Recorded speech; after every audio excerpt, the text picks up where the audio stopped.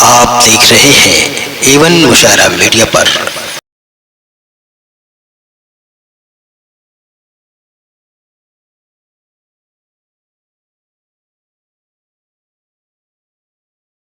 وہ صحرا، وہ ریت کا انبار، وہ جنگل، وہ ریت کے ذرات جس کو صحرا کہا جاتا ہے، اس صحرا میں بظاہر کوئی جان ہے، لیکن وہ بھی نبی پاک صلی اللہ علیہ وسلم کے مقام کو پہچان رہا ہے۔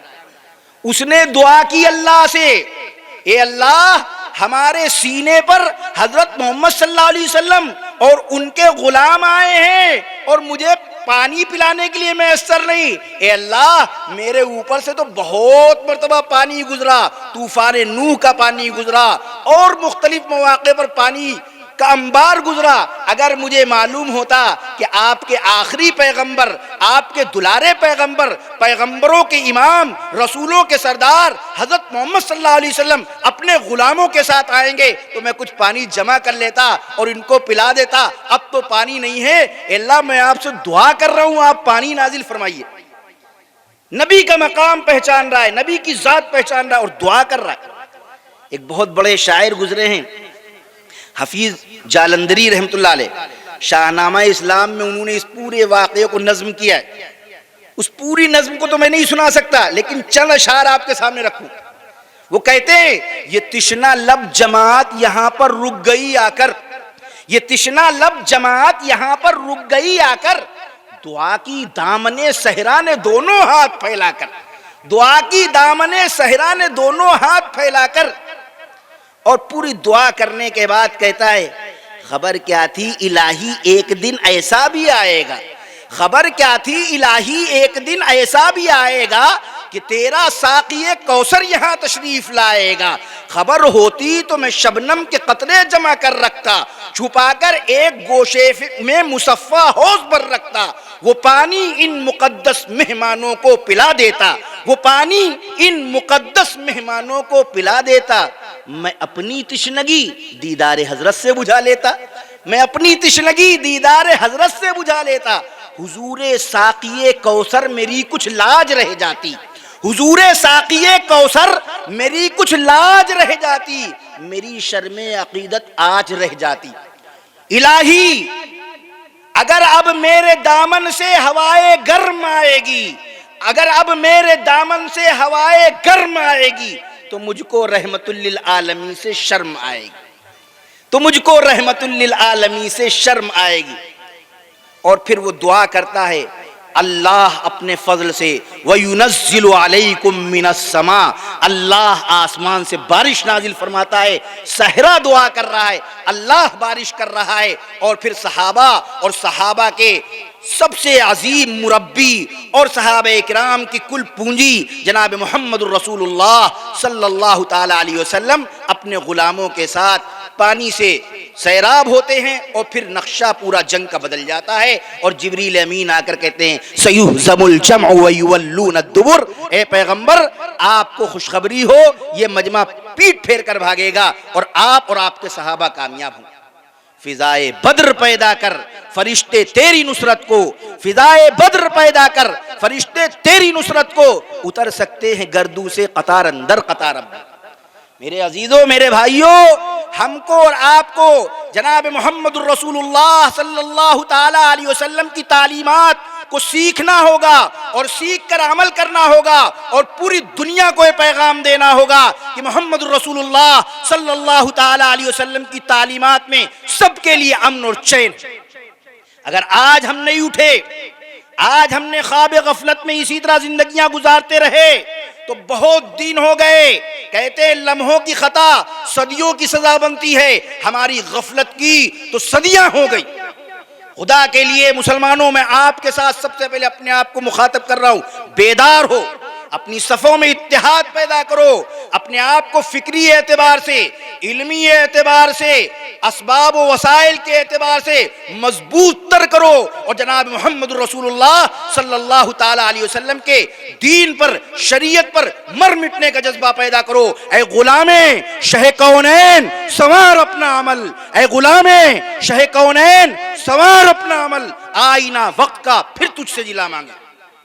اگر ہم ایسے ہی اپنے آپ کو کمزور کیے رہے، جو ہمارا مرکز ہے، جو ہماری طاقت ہے، جو ہماری قوت ہے، قرآن، نبی کی تعلیمات، صحابہ کرام کا مشن، اگر ہم اس سے وابستہ نہیں ہوئے اب، اور ہم نے اس سے طاقت حاصل نہیں کی، اور اسی طرح اپنے آپ کو کمزور کرتے چلے گئے، تو یاد رکھیے آج ہم پیروں میں ہیں، کل ہمیں پیروں میں بھی جگہ نہیں ملے گی۔ حضرت کی موجودگی میں بہت اختصار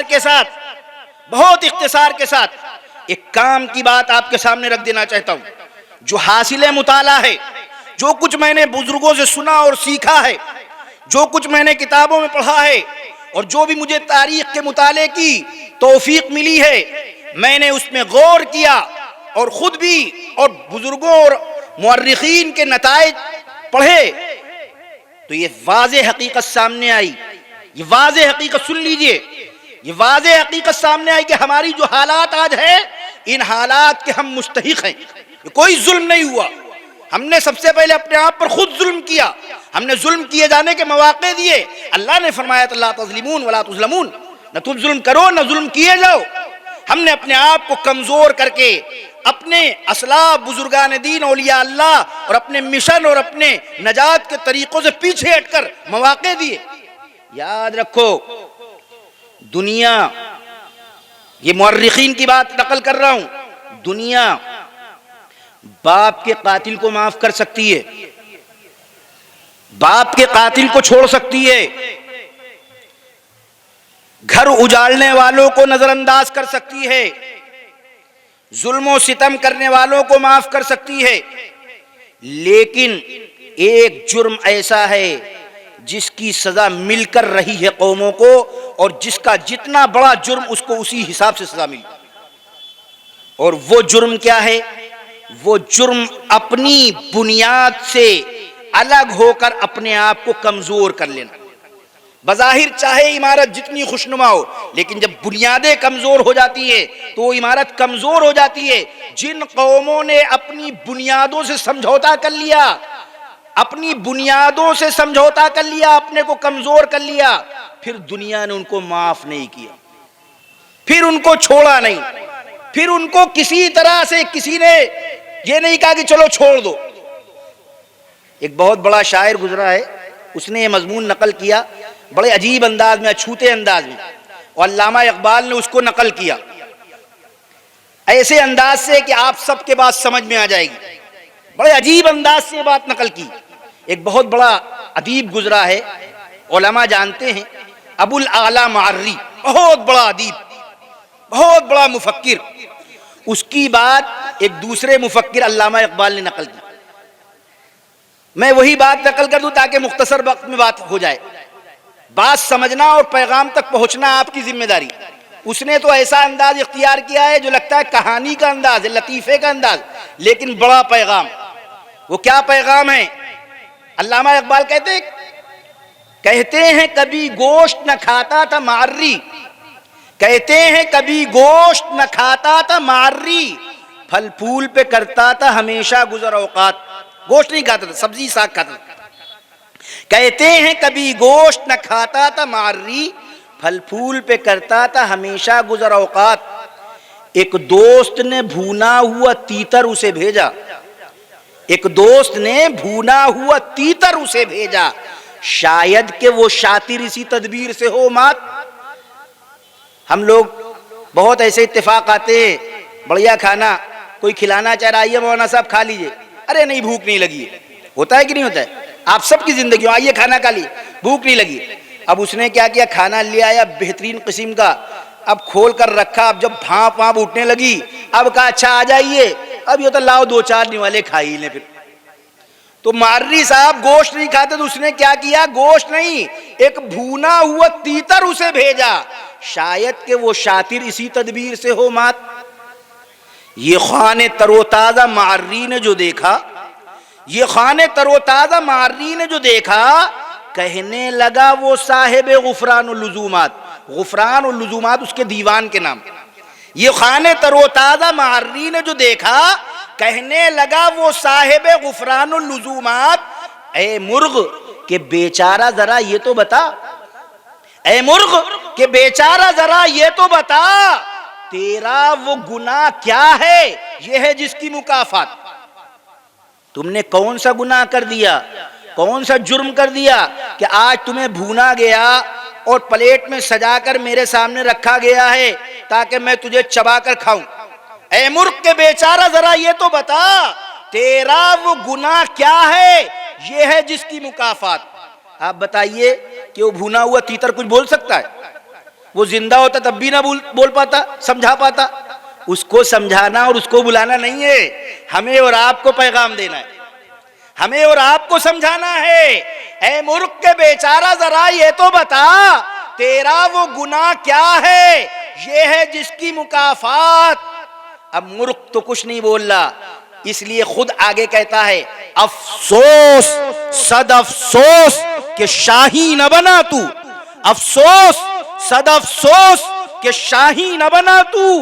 دیکھے نہ تیری آنکھ نے فطرت کے اشارات، دیکھے نہ تیری آنکھ نے فطرت کے اشارات، تقدیر کے قاضی کا یہ فتویٰ ہے ازل سے، تقدیر کے قاضی کا یہ فتویٰ ہے ازل سے، ہے جرم ضعیفی کی سزا مرگ مفاجات۔ جو کمزور ہو جاتا ہے اس کو موت اپنے دامن میں کھینچ لیتی ہے اور اس کا انجام موت ہے، موت ہے، موت۔ یاد رکھو جو قوم اپنے آپ کو کمزور کر لیتی ہے پھر وہ مر جاتی ہے، اس کا کوئی وجود نہیں ہوتا ہے، وہ زندہ بھی ہوتے ہیں لیکن مردوں کے مانند۔ میرے عزیزوں، میرے بھائیوں، ہم کو اور آپ کو یہ بات سمجھنی چاہیے کہ ہم زندہ قوم ہیں، اور جب زندہ ہیں تو زندگی کا ثبوت دیں، زندگی کا ثبوت دیں۔ اپنے نبی حضرت محمد صلی اللہ علیہ وسلم کے دامن سے صحیح طور پر وابستہ ہوں۔ کیسا دامن ہے، بس ایک مثال دے کر بات ختم۔ ایک بہت بڑی شخصیت، بہت بڑی شخصیت، آپ جا کر یوٹیوب پر سرچ کر لیجئے گا، ابو علی سینا کی گزری۔ ارے گزری کی نہیں گزری؟ یورپ میں درسن اس کی کتابوں کو پڑھایا جاتا تھا، اس کے نسخوں کو سمجھایا جاتا تھا۔ بہت بڑا ادیب، بہت بڑا سائنسداں، بہت بڑا مفکر، ہم اور آپ نہیں جانتے۔ ستاروں سے آگے جہاں اور بھی ہیں، ابھی عشق کے امتحان اور بھی ہیں، ایسا مفکر آگے بڑھتا ہی چلا گیا، اس کی گرد راہ کو بھی لوگ نہیں پا پائے۔ کبھی اے نوجوان مسلم تدبر بھی کیا تو نے، کبھی اے نوجوان مسلم تدبر بھی کیا تو نے، وہ کیا گردوں تھا تو جس کا ہے ایک ٹوٹا ہوا تارا، گردوں آسمان، وہ کیا آسمان تھا جس کا تو ایک ٹوٹا ہوا تارا، وہ کیا گردوں تھا جس کا، وہ کیا گردوں تھا تو جس کا ہے ایک ٹوٹا ہوا تارا۔ ہمارے اسلاف یہ تھے۔ ابو علی سینا بہت بڑا ادیب، بہت بڑا مفکر۔ ایک دن اس کا ایک بہت قریبی شاگرد، بہت قریبی شاگرد، ہر وقت حاضر باش رہنے والا، ساتھ رہنے والا، سفر حضر ہر وقت، اس نے بڑی عجیب بات کہی، کہا حضرت آپ اتنے علم والے ہیں، اتنی گہری فکر والے ہیں، اور آپ کا لوہا اتنا مانا جا رہا ہے کہ اگر آپ نبوت کا دعویٰ کر دیں تو لوگ آپ کو نبی مان لیں گے۔ بات سمجھ میں آ رہی ہے؟ شاگرد غایت محبت میں کہہ رہا ہے اگر آپ نبوت کا دعویٰ کر دیں تو لوگ آپ کو نبی مان لیں گے۔ ابو علی سینا نے بات سنی اور خاموش، کوئی جواب نہیں دیا۔ کچھ دن گزرے، کچھ دن گزرے، ابو علی سینا کو ایک سفر درپیش ہوا دمشق کا، اور وہ موسم بہت ٹھنڈک کا تھا۔ ویسے بھی دمشق میں ٹھنڈک ہوتی ہے لیکن وہ موسم شدید ٹھنڈک کا تھا۔ استاد اور شاگرد دمشق پہنچ گئے ٹھنڈک کے زمانے میں، ایک کرائے پہ گھر لیا، اس میں رات گزار رہے ہیں، بہت ٹھنڈک، شدید ٹھنڈک۔ تہجد کا وقت ہوا تو ابو علی سینا نے اپنے شاگرد سے کہا بیٹے اٹھو میرے لیے وضو کا پانی گرم کر دو، میں تہجد کی نماز پڑھوں گا، وضو کے لیے پانی گرم کر دو۔ کون کہہ رہا ہے؟ ابو علی سینا۔ کس سے کہہ رہے ہیں؟ اپنے شاگرد رشید سے، جو ہر وقت کا ساتھی ہے، ہر وقت کا خادم۔ بیٹے اٹھیے اور میں تہجد کی نماز پڑھوں گا، وضو کے لیے پانی گرم کر دیے۔ شاگرد بھی سمجھدار، شاگرد نے کیا کہا؟ حضرت آپ کی عمر اتنی زیادہ ہو گئی ہے، بوڑھے ہیں آپ، پھر آپ سفر میں ہیں، پھر آپ سفر میں ہیں، اور اس کے علاوہ اتنی شدید ٹھنڈک پڑ رہی ہے، اس شدید ٹھنڈک میں، سفر کی حالت میں، اس بڑھاپے میں آپ تہجد کی نماز کا اتنا اہتمام کیوں کر رہے ہیں؟ کوئی فرض نماز تو ہے نہیں، میں اٹھوں آپ کے لیے پانی گرم کروں اور آپ وضو کریں، اتنی مشقت کیوں برداشت کر رہے ہیں؟ آج تہجد کی نماز نہ پڑھیے، کوئی فرض تھوڑی نہ ہے۔ ابو علی سینا اس دن بھی خاموش رہے تھے جب کہا تھا اگر آپ نبوت کا دعویٰ کر دیں تو لوگ نبی مان لیں گے، اور آج بھی خاموش، چپ۔ آدھا گھنٹہ 1 گھنٹہ گزرا جب دمشق کی جامع مسجد کے منارے پر چڑھ کر مؤذن نے حیا علی الصلاۃ حیا علی الصلاۃ کی آواز لگائی اور اس میں اشہد ان محمد رسول اللہ بھی کہا، پوری اذان دی، تو اب فجر کی نماز کا معاملہ، اب تو اٹھنا ہی اٹھنا ہے، فرض ہے۔ ابو علی سینا بھی اٹھے، شاگرد بھی اٹھے، اور اب وضو کیا گیا۔ جب نماز سے فارغ ہو گئے تو ابو علی سینا نے کہا بیٹے تم نے بہت دن پہلے ایک بات کہی تھی کہ آپ نبوت کا دعویٰ کر دیں تو لوگ آپ کو نبی مان لیں گے، تم نے کہا تھا نا؟ کہا جی کہا تھا۔ کہا بیٹے اگر میں نبوت کا دعویٰ کروں تو میرا صدیق اکبر کون ہوگا؟ میرے صدیق اکبر تم ہی تو ہوگے، اور تمہارا حال یہ ہے کہ میں تم سے وضو کے لیے پانی کہہ رہا ہوں گرم کر دو، تم کہہ رہے ہو آپ بوڑھے ہو گئے، اور آپ جاڑے کے موسم میں اور آپ سفر میں آپ وضو کر کے کریں گے کیا؟ ارے کہیں ایسا نبی ہوتا ہے اور کہیں ایسے نبی کو امتی ہوتے۔ نبی تو وہ کہ 600 سال کا عرصہ گزر گیا ہے، لیکن دیکھو جیسے ہی فجر کا وقت ہوا بوڑھا مؤذن دمشق کی مسجد کے منارے پہ چڑھ کے کہہ رہا ہے اشہد ان محمد رسول اللہ۔ یہ ہوتے ہیں نبی، یہ ہے نبی، اور یہ پیغام پہنچایا اس وقت تک اور آج تک صحابہ کرام رضوان اللہ تعالی علیہم، انہوں نے محبت کر کے دکھائی کہ نبی کے چاہنے والے ایسے ہوتے۔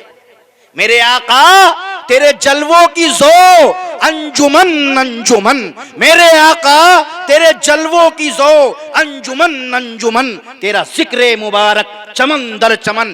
اس لیے ہم صحابہ کرام اور اولیاء اللہ کی زندگیوں کو سامنے رکھ کر کہتے ہیں کہ ابو بکر کے ایثار عشق، عمر کی غیرت عشق، عثمان کے اعتماد عشق، علی کے اعتبار عشق، طلحہ کے کمالات عشق، ابو عبیدہ کے معیار عشق، بلال کے اثرات عشق، حمزہ کے رہروار عشق، خولا کے مزمرات عشق، اور سمیہ کے جذبات عشق کی داستانیں پکار پکار کر کہہ رہی ہیں، ہم سب کو آواز دے رہی ہیں کہ وہ نبی کے عاشق زار تھے، وہی صاحبان وقار تھے، کوئی فاتح عرب و عجم، کوئی قاطع سر انتری، وہ رسول پاک کے ہم نشیں، وہ فلک اساس و ملک جبی، وہی جن کے ناروں سے ہل گئی تھی بنا قلعہ قیصری۔ تم اگر چاہتے ہو کہ تمہیں عزت ملے، تمہیں عظمت ملے، تمہیں ترقی ملے، تمہیں عروج ملے، تمہارے ڈنکے پٹیں، تو صرف ایک راستہ ہے، نجات کی طلب ہے تو مدینۃ النبی چلو۔ یہ ایک راہ چھوڑ کر ہر ایک راہ بند ہے۔ اللہ تبارک و تعالی